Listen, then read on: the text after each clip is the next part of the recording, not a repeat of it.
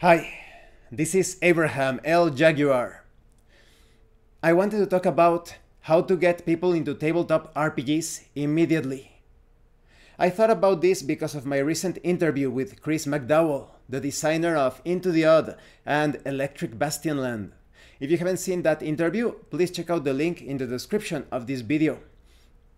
During that interview, Chris mentioned that he usually got his friends into tabletop RPGs. He was the one initiating them into the hobby.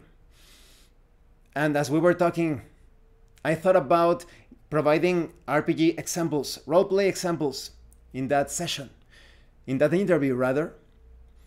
I decided to go diceless, of course, to facilitate everything. Chris came up with his character concept, the background, what the character used to do.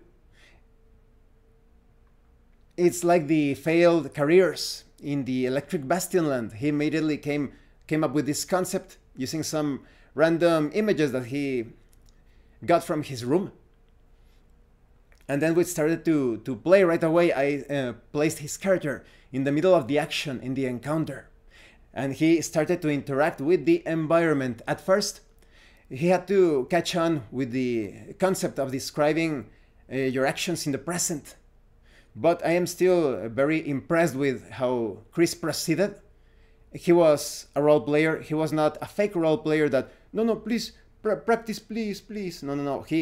Let's do it. So it was pretty amazing. And I think that is the best way, my current opinion, is that the best way to get someone into tabletop RPGs immediately is to run a mini encounter for them right away, right then and there.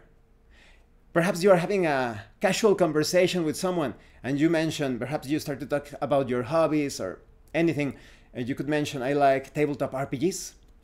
And if that person is curious about the hobby, run an encounter for them. It's going to take you perhaps less than 5 minutes. 5 minutes. Very simple to do.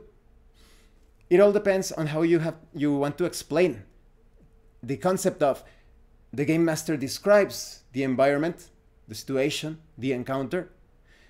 The player, through the player character, interacts with that environment, that situation, and then a back and forth begins. Because based on the context, due to the fact that you are handling things as a diceless system, it's all based on the character's description, the context. In diceless systems, you usually have values to come up with some measurements or benchmarks on how to handle each test. But here, because it is an example, just go for it. It's so easy to do. Everyone with 3 digits of IQ can accomplish this. So it is my encouragement that as a role player, if you want to get someone started into tabletop RPGs right away, run a mini encounter for them in that conversation. If you want to keep things short, just 5 minutes of that back and forth, and you will get them started right away.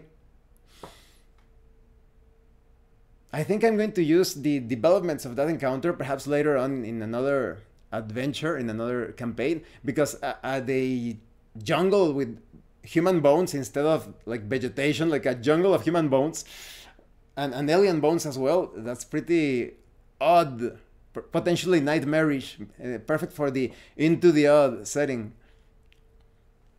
But definitely give it a try.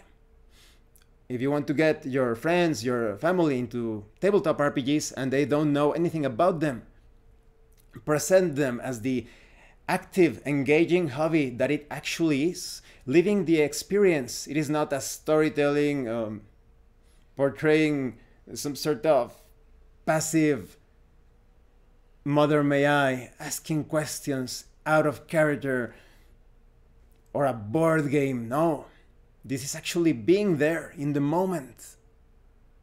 This is not a movie, this is not a book. Those that do not understand this are stuck. They are disconnected from real life.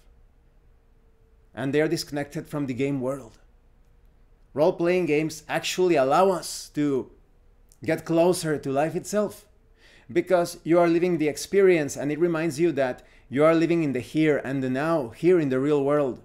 Fiction is a reflection of real life, decorated in various trappings.